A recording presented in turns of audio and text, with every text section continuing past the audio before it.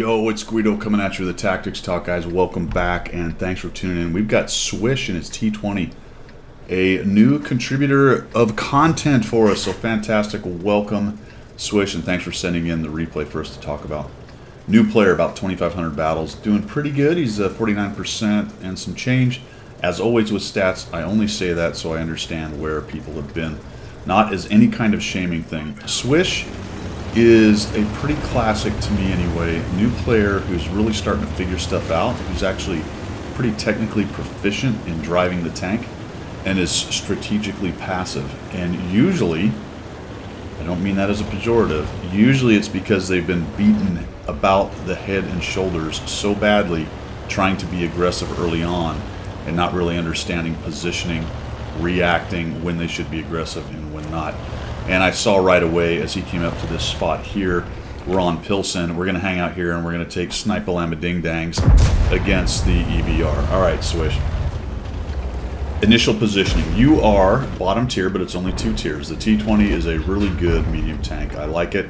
It can take on heavies, obviously not as face-to-face brawling, but it will give them trouble. Hits pretty hard. Very mobile, good depression, not great armor. Right now, position-wise, very passive position. Look how many guys came up here. Holy macaroni. Goodness gracious. And only the Comet is headed down here onto the east side. All right. Positioning-wise on this map, not a lot of great options. Mediums and lights, if you want to be any kind of aggressive, it's literally this one corridor down the 0 column. And that just, it does suck. There's not a lot you can do. You can come to here and do Snipe-a-Lama Ding Dang. But the problem with that is it gives initiative over on this side. You don't have a lot of help, but you have a lot of snipers. The problem with the snipers up here is they have a lot of issues hitting guys because of that raised railroad. This spot sucks. It really does. There's almost no support unless they push in really far. All these guys are sitting here are trying to shoot guys in the middle and maybe some Snipe-a-Lama Ding Dang. It just, this spot is terrible. Don't go to this spot. It's a trash spot. I don't even know, and I'm not getting on your case. I've gone off onto a tangent with the gamers and the community as a whole. It's just a terrible spot. There are no shots here. It seems like it's a fantastic spot to be for shots. It's crap. Primarily because this berm makes any shots into this fight that goes on over here fleeting and at the very top of turrets. And unless they're very tall kind of tank, you're just going to have a hard time getting shots.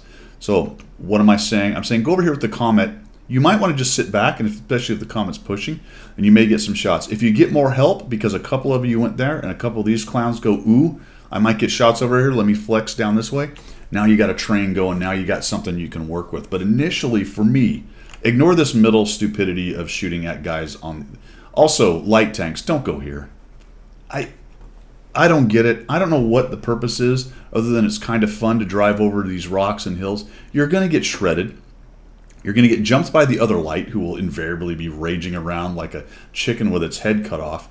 And then all the guys here will be shooting at you, and it's useless. This whole section, stop using it. It's garbage. All right, anyway, that's initial positioning stuff. Go over here, go with the Comet, see what you can do. See if they get some shots. Maybe you two can work. Maybe a couple of these guys move around. If they don't go pushing in like a Muppet.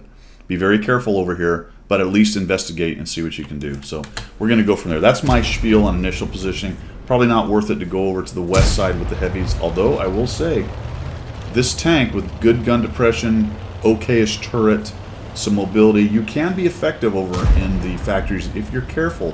Tracking people, sneaking shots in if you're carrying gold. You happen to have 3 rounds right there. There are some things you can do.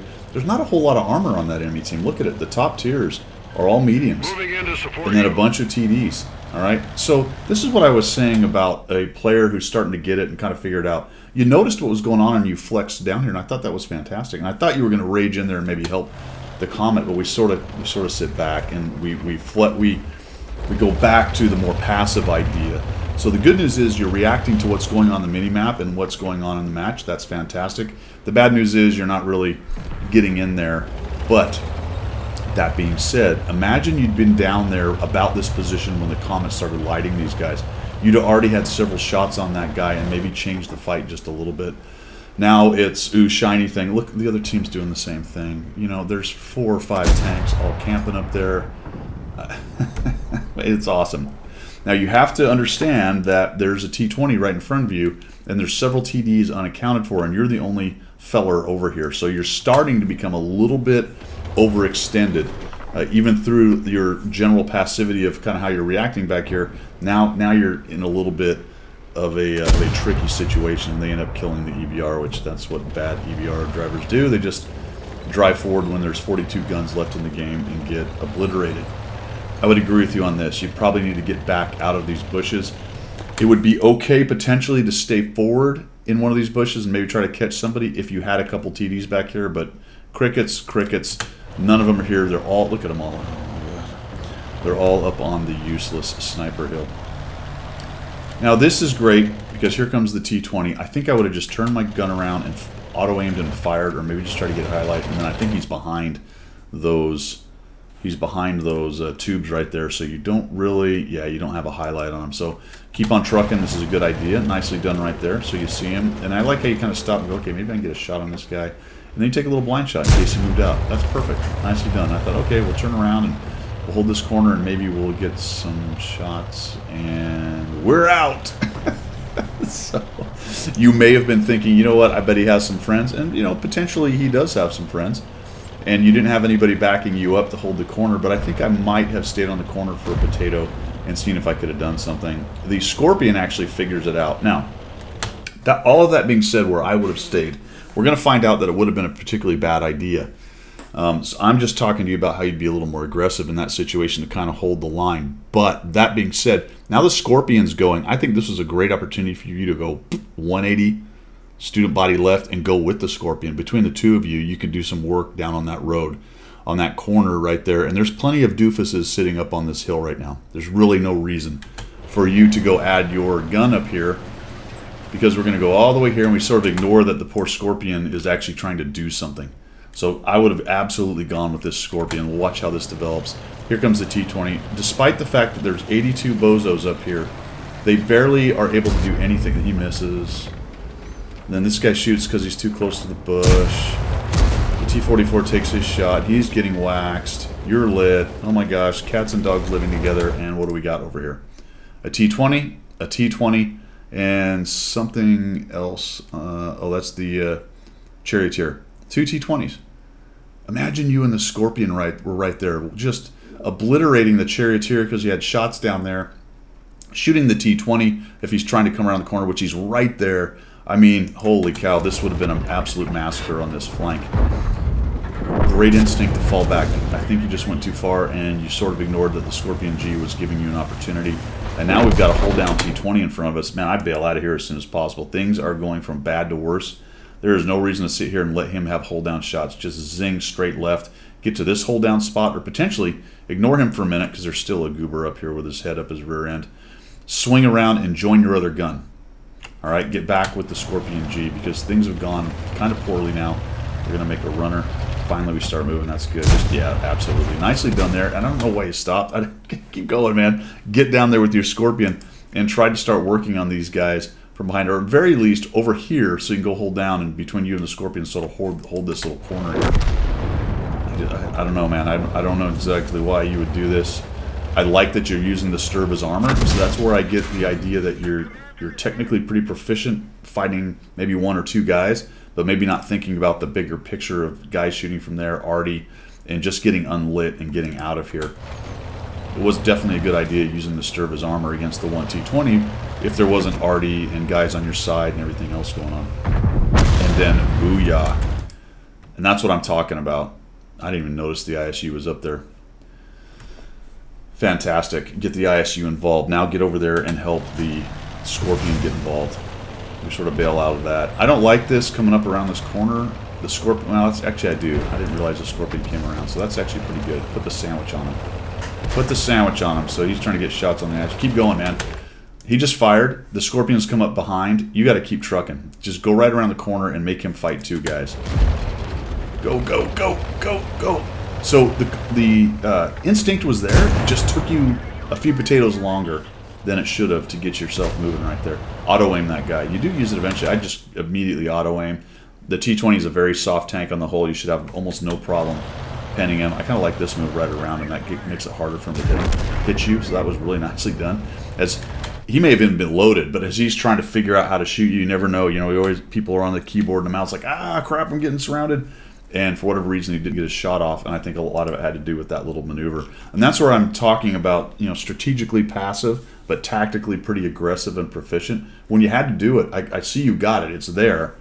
That mechanical capability to start fighting one guy and do a nice job with it, that's something then you need to apply to a larger picture strategically on being a little bit more aggressive via the map and whatnot. So here comes the charioteer. We hit him. Again, a nice job going around, although my only issue with this is I don't know how many guys are back there. So this I thought was a little dangerous. It was a good idea because you were going to keep the charioteer's gun off of you, but we'll see how it ends up working out for you. He misses, worked out nicely, and then we get a track. Oof. Somehow we blocked based on the angle, or maybe he just got the track, the Scorpion. And now a little wiggle jiggle, nicely done. Getting out of the way right there, and there's at least two of them down there. Somebody's shooting relatively fast. The Scorpion, and then, oh my gosh, the ISU moved. How on earth did he get there? I don't know, but look at all the hit points he's got. You got a Scorpion backing you up, go help him, right? All is not lost. You guys are pushing across the factories. Unfortunately, they're pushing into sniping TDs like Muppets down there.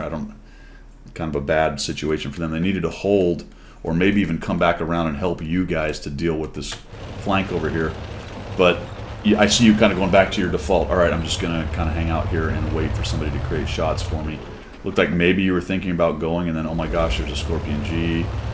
And then we move forward a little bit. We don't have a shot. Here comes our Scorpion. And then there's a Black Prince. All right, you got shots. I'm not really sure what you were waiting for here. Just take that shot at the turret. That's all you got, man. Except maybe you're looking for a better shot. And like, okay, what am I going to do? Boy, we could have shot twice by now. You know what I'm saying? At least twice. Yeah, it's the turret, and it's pretty tough. But get those shots in. Because the other thing is, when things start plinking off guys, they're maybe less interested in pushing your guy. And he dies. And the Scorpions, or the ISU's doing really good work right here. Should have been charging in, man. Get in there and help him out. Take those guys out. He loses some probably extra hit points he maybe shouldn't have. But did you fire once in there, I think? Maybe. Right? And a lot of that was because you're sitting back being sniper guy.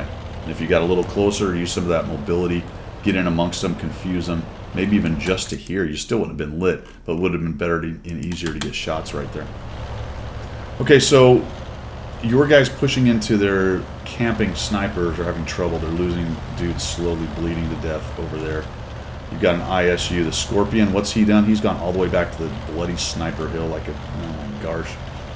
I guess that's not a bad idea for him. Now, this is where that hill can become more effective because it does have a large field of fire a little bit into the factories over here across to their sniper hill if guys are moving around as you come in here and light them up. So later on in the game, interestingly to me, in my opinion anyway, that sniper hill can become a little more effective, at least for this phase of the battle when you're trying to figure out how to clear off this hill down here. But you probably need a few more guys to come up and help you. And it looks like the ISU is actually following in. Yeah, here he comes.